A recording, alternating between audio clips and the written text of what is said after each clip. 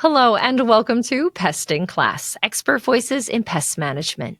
Today we spoke with Ryan Miklus, the General Manager of Budget Brothers Termite and Pest in Phoenix, Arizona. We explored his leadership philosophy, how to create wins across the company, and the importance of staying grounded when facing challenges. I'm your host, Amanda Salvatore. Let's get into it.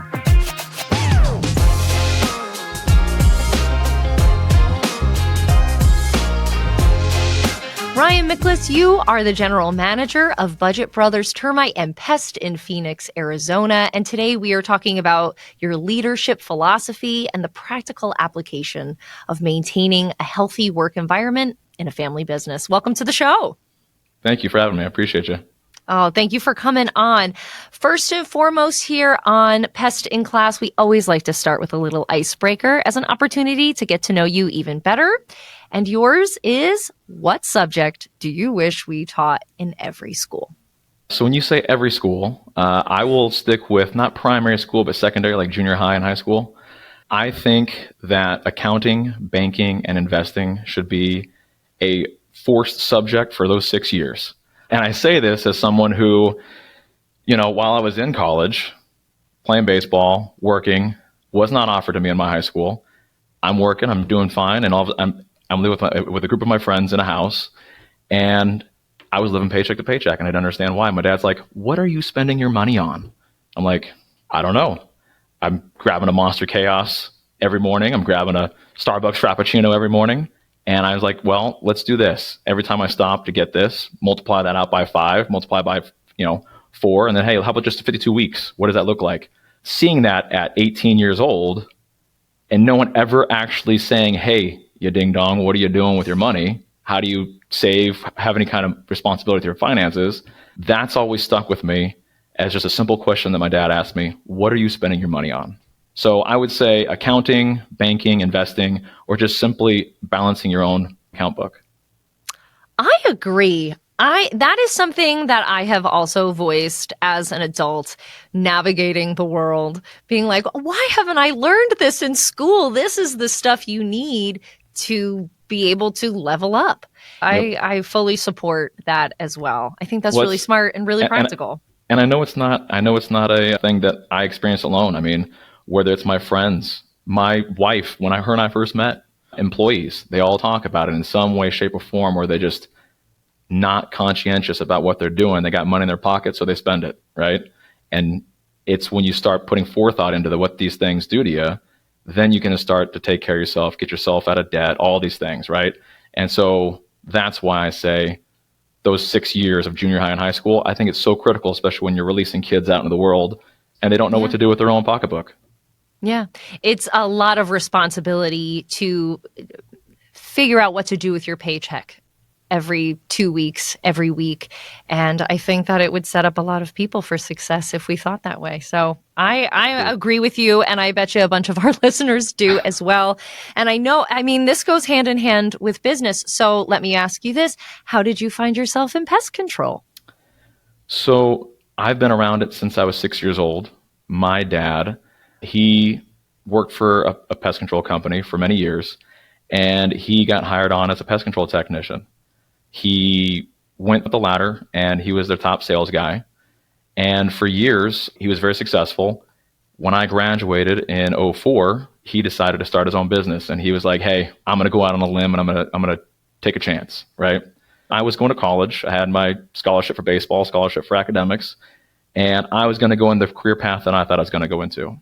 I ended up having a challenging situation in my personal life, and so I had to overcome that. And so I stopped going to college, stopped baseball, and I just said, hey, I'm just going to work to get over this challenge in my life. And so I just focused on work. And then as I did that, I realized I was learning more in the service industry, the business world with my dad. So I said, I'm going to go focus on work with my dad because I'm learning more here than I'm learning in the classroom. And so I never went back and got my college degree. I'd like to learn on my own. So I just said, hey, I'm going to pivot and focus my attention on the things that matter, that's going to help further my career and my personal interest, and those will kind of come together. So like I said, I never intended to come into it, but I fell in love with it, and I just loved I spent 17 years in a vehicle driving around, servicing people's houses, getting in roofs, under homes, on attics. I just love the change of scenery, the people, and the opportunity to be a problem solver. So, Yeah, I think pest control and business ownership really lend to that, both. You're really kind of thinking on your feet. I know that your father made the decision to sell the company.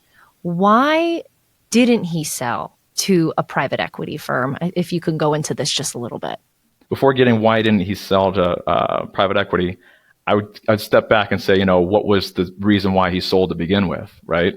For years, it had been, hey, I'm going to pass this along to you and your sister. Hey, if you want it, come get it. And my dad would always say, hey, here's the bar, reach it. Okay, you met it. Okay, here's the bar, reach it. Here's the responsibilities. And he's going to kept raising the bar on us, right? Which in hindsight, as a young man growing up, you're like, come on, Dad. But really, what he was doing was he was really putting me in a position to be successful, right? We had a lot of close friends that are business owners, and 3 of them had passed away before they could even retire. So my dad had done a lot of soul searching. And he's like, if I give it to you and your sister to run, I still got to have a foot in it. I can't truly retire. And it's kind of like the CIA or the mafia. I can't ever get out, right? I need a clean break, right? And so my dad, he was courted by over a dozen different potential buyers. Most of them wanted to come in, cut, gut, turn and flip model of 3 to 5, which a lot of private equity will do, right? He found someone that's local and they're permanent capital. They're purchasing a company and they're going to hold it indefinitely. The goal is to build long-term value for the people and reinvesting in the company and continue to grow. So my dad found a company that had the same vision as myself of going into other markets and doing the things that I had wanted to do, which was, hey, I'd like to go to Tucson. I'd like to go expand throughout Arizona. And hey, we've got the means to do it. We're successful. And my dad was like, it's too many headaches. We're doing just fine. We're successful here. I don't want to add to the challenges. I think that's in short why he didn't choose private equity and chose permanent capital as the people to sell to. Once that transition was made and it was finalized, how was that experience for you? And I know you run the company also with your sister. How was that transition for you? The transition was really good. I would say, like any relationship, there's always like that, a little nervous. My dad's not my boss. Now it's a CEO and a board. And I was like, how does that go? Right. So these guys were great. They've done everything they said they were going to do. They said, hey, we're going to do this. This is where we want to go. This is what we want to do. This is where we see ourselves in a year. We show you we're going to walk the walk, right? And they have done that every step of the way. They've walked the walk. And so that first quarter is like, I'm, making sure I'm crossing all my T's and dotting all my I's, right? And then I slowly learned that these guys had the same mindset of, hey, we already had the family feel as a business and how we treated our employees and customers. These guys said, hey, we want to have that same family feel and just provide structure to it, right? So, and that's essentially what we've done. That's incredible. Looking back on the decision to sell the company and the growth that you have experienced since, what advice would you give to other family-owned businesses who are considering a similar path? Be honest with yourself regarding the value of your company. I know, having been through acquisitions here as of late with what we've been doing on our end, there are people who are not honest with themselves about the real value of their company, and they overprice themselves. If you're honest about what you're looking for and what you're looking for the people that are going to be left behind with a new team on a transition, if you're looking for them to be cared for, if you're looking for them to have long-term employment, those are the things you want to think about. If you're looking for, hey, I'm just a quick out, everybody has their own reasons why they're going to sell and what they're going to do. But if you care about the people, if you've got family that's staying on board, these are all the things you'd want to think about. And so it's important to vet your buyer and what they're going to do for you and your people. And not even that. I mean, I should add also the customers, because we had 20 years of customers that are now changing hands to a new ownership. It's like, hey, we've got many customers to think about, and hey, are we going to care for them the same way, right? So it's a lot to think about, Yeah, you're talking about family still being on board, 20 years of customer relationships that you're maintaining. What is your advice when you are selling your company, but you still want it to feel family owned. You want it to still uphold those values. I've seen other people sell to private equity, and I've seen the companies we've bought, which our ownership is permanent capital. I have seen the people that sold to private equity. That family feel is not really there. I've seen that. I've seen permanent capital from our end of things, the guys that we buy, they love the fact that their customers are taken care of. They love the fact that the deal was structured well. And they know that anybody that's coming on board that's an employee, hey, they're on board and we're going to take them on board and we're going to go through and make sure everybody's there and merit-based, right? So we want to make sure everybody's there. And if they need to be trained up, we train them up, we coach them. I think I'll leave it there. I hear that. So I would love to pivot to your leadership philosophy. You have a really strong philosophy when it comes to how you lead. What are some key factors that have led to big success for you? I think I mentioned before, I played baseball, I had a baseball scholarship. So I played baseball my whole life. I was a pitcher. So as a pitcher, you trust that your infielders are going to get the outs for you, get the ground balls, pop flies. Your team trusts that you're going to throw strikes and help them succeed with a win. You trust that your batters are going to hit the ball, get runs, get scores. It's a team mentality, right? We're a lot of individuals, but we're working together as a common team. Working together as a team, trusting one another, and also being able to give people the autonomy to succeed, right? Give them the space to succeed, and then where there's failings, coach them, right? Basically, it boils down to trust. As an employer, especially in the service industry, we trust our employees to go do the right thing. Our customers trust us to provide them with a technician or a service that's going to be to their expectations and get rid of their challenges, whether it's rodents, birds, termites, what have you, right? So it's all about trust. So the same mentality for us is you got to trust your team to do the right thing. And when mistakes are made, hey, coach them up, right? You just got to be able to coach them.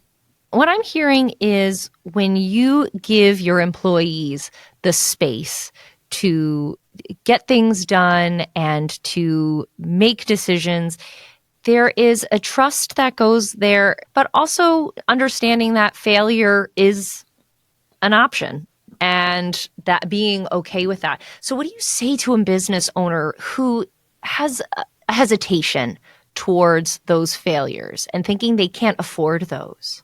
The only way anybody learns is through their failures and being able to navigate through that failure, right? Perfect example is, what Michael Jordan, right? Take sports, how many shots did he miss before he became the greatest of all time, right? Or take any quarterback, Hall of Famer, anybody, right? There's a lot of losses along the way, and you just have to be able to navigate through that challenge and do it the right way. Because with that mistake, there's an opportunity to grow and learn. And if you don't allow for that space to exist, you can't expect the team or yourself to grow and learn. Don't try to grip your team. What's the old saying? You can fit more sand in your hand than you can if you try to squeeze it, because it all squeezes out, right? It's that same kind of philosophy of just, you got to have that space for people to grow, and then just be willing to accept like an 80-20, kind of ratio of 80% success, allow for 20% failure. And hey, you know what? We'll get you up to 90. We'll get you up to 95. But if we can get you to 80-20 and put you out there, the rest can be learned, Yeah, absolutely. I know when we previously spoke, we talked about the idea of creating wins, that you like creating wins for your employees, for your customers, and for the business as a whole. So how do you create these wins? Can you elaborate on that a little bit? One of the simplest ways to phrase it is this, is that a customer has a problem, and just say, hey, we're there for general pest control on a regular basis, right? They're hiring us to come out and take a look at their home and not just spray for the basic insects. They want you to have an eye out for, say, pigeons on a roof. Hey, I saw rat droppings in the garage. Hey, I saw a termite tube on your back stem wall, right? They're entrusting us to give them all that information. So when a technician's there for regular services, they see something else, they let the customer know. Customer wants to know that. They don't want to be blindsided by, hey, I've got all this in this problem, but you're here all the time. Why didn't you tell me, right? They want to know. Mm-hmm. So for a technician to go out there and see that, spot that, and if they can have a conversation with the customer, say, hey, listen, here's what it would cost to treat this. This is outside of your monthly pest control service, or here's a quote, and then, get it serviced. So the technician, he gets commission on that. The customer gets their house serviced and they're becoming pest free of whatever the new challenge is. And the company gets revenue, right? It's a win-win-win for everybody. That's just kind of a microcosm of what I mean by looking for wins. But even if it's a, situational thing, we're constantly looking for, hey, can there be wins found everywhere? Because if you don't have a win for the customer, the employee, or the company, if someone's losing, someone's going to have resentment, and that can turn into something else later on. So you want to look for wins across all three of those platforms or those objectives. When you are searching for these wins throughout the company, if you're looking at it holistically, where are other places that you think are easy places to find them, but maybe overlooked? Here's a good example. If you're trying to increase your search engine optimization, SEO, right? And you reward your technicians for getting 5-star reviews. It's a win for the company. It's a win for the technician. And it's a win for the customer, because if they're getting a 5-star review, that means they're getting a 5-star service, right? So that's another place of finding an easy win that's helpful for everyone. Yeah. So you are the general manager. You're not only dealing with operations. I know even today you've had, we were talking before we recorded, and you've had one hell of a day. So you're not only just dealing with these operations, you're often meeting your team in a compassionate way and taking care of your employees. How do you balance those two things, and how do you recharge? So I'm also a father of 3. So I've got a 6-year-old, 4-year-old, and 2-year-old. My oldest is my son. Middle child is my daughter, 4, and my youngest son is 2, right? So I take my boss hat off and I go home and I put on my metaphorical clown nose and clown shoes, and I'm dad, and I'm the big jungle gym, My wife deserves a lot of credit. I'm able to put any of the challenges of the day and just compartmentalize that and put it to the side and say, hey, I've got 3 little ones who are looking for me because they've missed me all day. Come home, be dad. Play hide and seek in the house, play catch outside, because my oldest 2 are playing baseball right now, coach pitch and t-ball. Playing catch with my son at 6 o'clock in the morning while I'm supposed, getting ready for work. But hey, you know what? Let's catch 15 minutes of playing catch in the backyard real quick before I got a boogie, It's things like that that really ground me. We care about not just their academic growth, but their character growth, right? When I do that, that also helps me think about, hey, my own character growth, right? How does that help me? How can I then turn around and shift that character growth idea and that awareness? How can I help the team if and when it needs to be addressed, right? That's what grounds me. Yeah, I love playing and having a good time. I have a 2-year-old myself, and I would agree, it's like a really great break, and it's a great opportunity to remember what is important in life and to keep you grounded. I'm going to t-ball practice for my daughter tonight, so I love this. I love this idea. And we've hit it a couple of times. You played baseball. We talked about you being a pitcher. Your kids are playing the sport. You're running this business. How do you take that idea, that mentality of sport, of team, and translate it into your business? Being a parent, I'm the captain of my team in my house, right? I'm the manager of the team, right? So manager at Budget Brothers, I'm the manager of Team Miklus in our household, right? It's like, hey, I'm trying to do my best to make sure that, hey, what are our goals and objectives as a family? What are our goals and objectives as a company, right? How can I help navigate towards those goals and overall successes for everybody? It's not just a me thing. It's trying to find the wins for everybody, right? I've got some guys on my team who are, and I'm sure this is true for a lot of guys, they're introverts, right? I personally was an introvert. Shocker. But I forced myself into having to be, an extrovert. I mean, I was a kid in the class that if I had to stand up and read something, I'm shaking like a leaf, right? And I had to learn how to overcome that. So it's the same thing with our team. I've got techs who are awesome technicians, but they're introverts. They're afraid to tell the customer bad news about what they found, right? They're like, hey, I just want to let you know I found termites. And it's like, it's okay to tell them that, right? It's okay. It's hard. Sometimes it's hard to there's opportunities there, right? So it's it's one of those things where it's like, hey, help people be comfortable with talking to people, even though they're in the service industry. How to overcome the challenges of like, hey, I didn't want to say this because I felt like it might come off the wrong way. And it's like, well, no. Hey, if you frame it this way, it's going to be okay. the customer's going to want to know, right? Yeah, you're really taking into consideration what your employees' strong suits are and also what they need to be working on. When you're looking at an employee and you're having these tough conversations, I totally understand how delivering bad news, even though it is your job, can seem overwhelming at times. How do you articulate to your team confidence and getting ready to literally get up to bat? It's reminding them that they're there to solve a problem, right? We're there because somebody has a problem or they want to prevent a problem from happening. It's reminding them what their role is in the eyes of the customer, right? The customer is there because is having you at their home because they've got a problem or they want to continue to prevent a problem from happening. Reminding them that you're a problem solver.